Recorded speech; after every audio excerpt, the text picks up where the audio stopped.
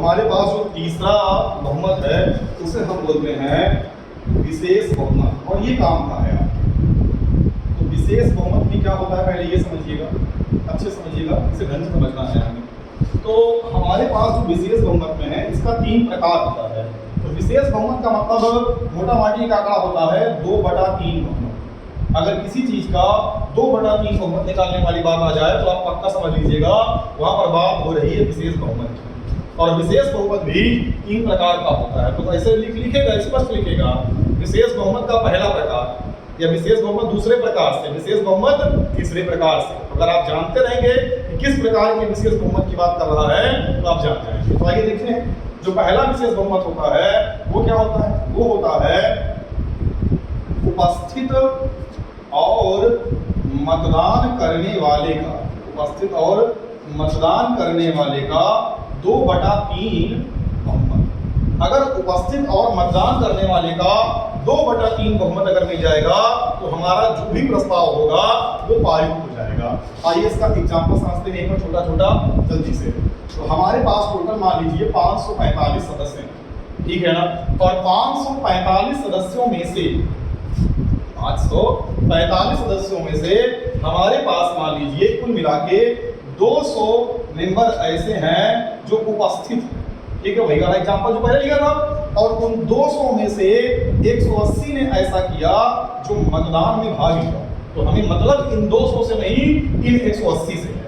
और इन 180 का 2/3 बहुमत अगर मिल जाएगा तो जो हमारा प्रस्ताव है वो क्या हो जाएगा, पारित। तो 180 का 2/3 कैसे निकालेंगे, तो कक्षा 2 में पढ़ाया जाता है। काम माने होता है गुणा, और इसको काटेंगे 3 × 18 60 आया, और 60 गुणित आया 120। अब अगर 120 लोग पक्ष में है तो इसका मतलब जो है वो पारित होगा। और अगर 120 लोग पक्ष में नहीं है, कुछ लोग नहीं है, 120 से कम हो गया तो विधेयक पारित होने वाला नहीं है। जैसे यहाँ पर 180 लोग थे, इसमें से अगर मान लो 120 लोग चले गए पक्ष में तो 60 लोग बचे जो चले गए विपक्ष में, ये पारित होगा। क्यों पारित होगा, क्योंकि 180 का 2/3 120 आता है, और 120 हमारे पक्ष में। यहाँ प्लस नहीं करना है, यहाँ पर हमें 2/3 निकालना है, और 2/3 भाग जो आएगा उतना अगर मिल जाता है तो ठीक है। ये समझ में आया। अच्छा, लेकिन एक बात और समझ लो, ये हो सकता है जो फ्रैक्शन में आ जाए, दशमलव में आ जाए। तो अगर मान लो आ गया कि पक्ष में तुम्हारे आ जाए 120.75 लोग। अब भाई साहब 120 लोग तो सब में हो जाएंगे, अब क्या 0.75 किसको जोड़ोगे, तो इसका मतलब तुम्हारे पक्ष में होने चाहिए 121। ये कॉमन बात है, इसमें कोई हमें अलग से बताने की जरूरत नहीं है। चलिए ठीक है, तो ये हो गया हमारे पास उपस्थित और मतदान करने वाले का 2/3 बहुमत का पहला प्रकार। दूसरा समझिएगा, विशेष बहुमत का जो दूसरा प्रकार होता है वो ये होता है कि उपस्थित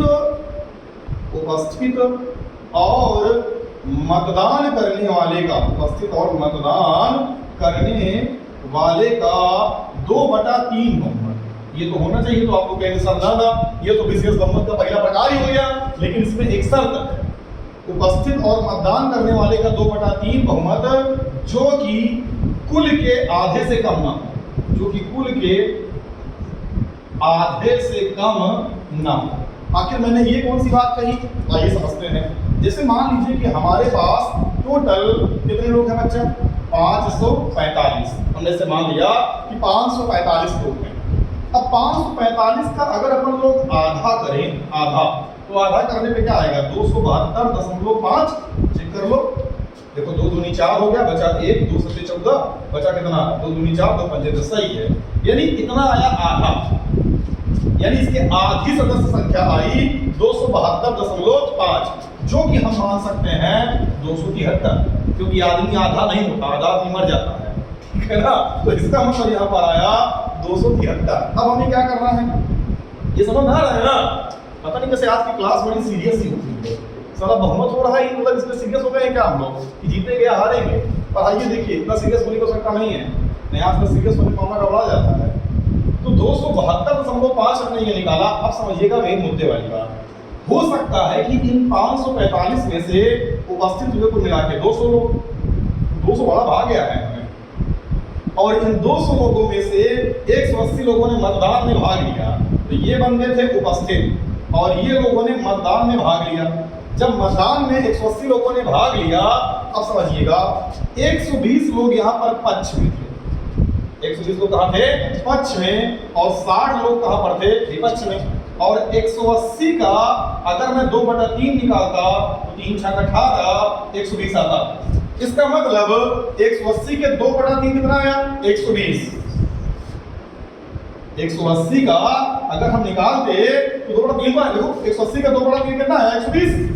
और 120 लोग हमारे पक्ष में वोट किए हैं और 60 लोग कहाँ किए हैं? विपक्ष में। जैसे मान लो कि ये संसद है, ये क्लास जो चल रही है वो संसद है, और संसद में आज हमें ये पारित करवाना है कि इतने बेरोजगार लोग हैं, इन सबको या तो नौकरी दी जाएगी या हमेशा हमेशा हमेशा जीवन भर जब तक उन्हें सरकार रोजगार नहीं दे देती, कोई बिजनेस नहीं दे देती, उन्हें 70,000 रुपए की महीने में बेरोजगार पेंशन मिलेगी। बढ़िया है ना योजना? ठीक है, अब यही पारित करवाना है और ये बात पहले से लीक हो गई, तो ये योजना कोई पारित नहीं करवाना चाहेगा। और आज की जो तारीख है वो है, मान लेते हैं 20 तारीख, ठीक है ना? 20 अक्टूबर है सन 2022 की तारीख आज जान लीजिएगा कि आज आप लोग को हम पेंशन दिलवाने वाले हैं, ठीक है ना?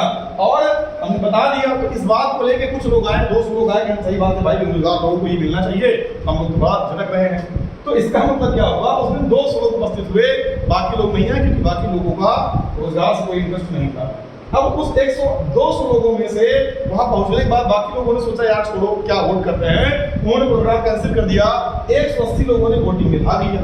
अब 180 में हमने कहा विशेष बहुमत से, दूसरे प्रकार वाले बहुमत से, विशेष का दूसरा प्रकार वाला बहुमत इस्तेमाल करके हमें ये विधेयक पारित करना था।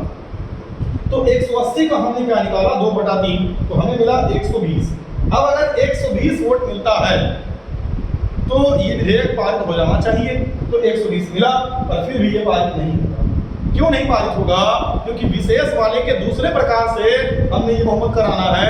इसका मतलब दूसरा वाला प्रकार कहता है कि पारित तब होगा जब उपस्थित और मतदान करने वाले का 2/3 वोट पड़े, और वोट पड़ा है 2/3 120। फिर भी पारित इसलिए नहीं हुआ क्योंकि आगे शर्तें लागू हैं, और शर्त ये लागू है कि जो 2/3 बहुमत मिल रहा है वो आधे से अधिक हो। देखो क्या लिखा है ना, आधे से कम ना हो, मतलब आधे से अधिक हो। और आधा वोट कितना है? 273, और मिला कितना है? मात्र 120। तो हमने कहा आपका मामला गड़बड़ हो गया, तो आपको जो मिलना था बेरोजगारी भत्ता वो कैंसिल हो गया। तो हमने कहा 21 को बुलाएंगे, फिर 21 अक्टूबर 2022 को फिर से बैठी संसद। अब वहां पर फिर से मामला क्या होगा? हमने कहा देखो भाई ये रोजगार का मुद्दा है, ये बात लीक हो चुकी है, अब दोबारा अगर सब लोग ना सरकार चली जाएगी, है ना? अब सबको आना पड़ेगा क्योंकि सब लोग छात्र चाहे तो किसी की सरकार बनाए, किसी की नहीं, है ना? देश चलता ही है, नहीं से यही देश चलाएंगे आगे चल के, तो जरूरी है ये बात जानना। तो इस दिन मामला थोड़ा गंभीर था, गंभीर हो गया इसलिए यहाँ जो सदस्य संख्या थी, प्रभावी सदस्य संख्या, वो पर्याप्त मात्रा में उपस्थित हो गई। तो हमारे पास जो लोग आए वो आए 450 लोग प्रेजेंट, ठीक है ना? 450 लोग मतलब वोट देने के लिए गए हैं, प्रेजेंट थे हमारे, मान लीजिए जो भी रहे हो, वोटिंग के लिए 450 लोग आए।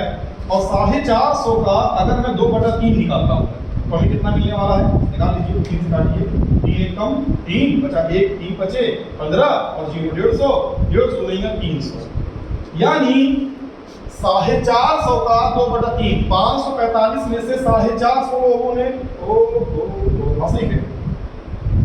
हमने कहा 545 में से 450 लोगों ने वोटिंग में भाग लिया, और उसका 2/3 अगर हम निकालेंगे तो 300 होता है। यानी अगर 300 लोग हमारे पक्ष में चले जाएंगे तो बाकी के जो 150 बचे वो विपक्ष में वोट करेंगे। तो अब बताइए क्या हमारा जो प्रस्ताव है वो पारित होगा या नहीं? एब्सोल्युटली होगा, क्योंकि 300 लोग पक्ष में हैं, मेजॉरिटी में हम हैं, और जो ये 300 है वो 273 से ज्यादा है, आधे से ज्यादा, इसीलिए हमारा प्रस्ताव पारित होगा। तो विशेष प्रकार का जो दूसरा वाला है वो क्या है कि उपस्थित और मतदान करने वाले का 2/3 जो कि क्या आधे से कम ना हो। ये बात आप याद रखिएगा, जजों के लिए इसी बहुमत का प्रयोग किया जाता है। तो ऐसा नहीं कि मैं ये मतलब बता रहा हूँ, वहां बताएगा कि विशेष बहुमत का इस्तेमाल कर लिया गया, और बता देगा 2/3 जो कि कुल के आधे से कम ना हो, तो आपके पल्ले नहीं पड़ेगा क्या बोल दिया। इसीलिए सारी बातें जहां आएगा विशेष बहुमत आप समझ जाइएगा भाई साहब, ऐसे काम नहीं चलेगा। विशेष बहुमत 3 प्रकार का होता है। पहले प्रकार में उपस्थित मतदान करने का 2/3, दूसरे वाले में उपस्थित और मतदान करने वाले का 2/3 जो कि कुल के आधे से कम ना हो।